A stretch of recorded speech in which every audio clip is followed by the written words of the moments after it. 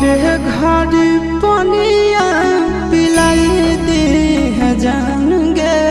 कफन ओढ़ाई दी है टूटत ही जब प्राण गे मरे घर पनिया पिलाई दी है जान गे कफन ओढ़ाई दी है टूटत ही जब प्राण गे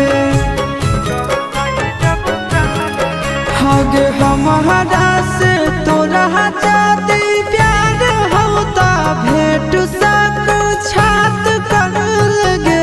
हगे सोनाया गावा हो भरती पाटनवा में आके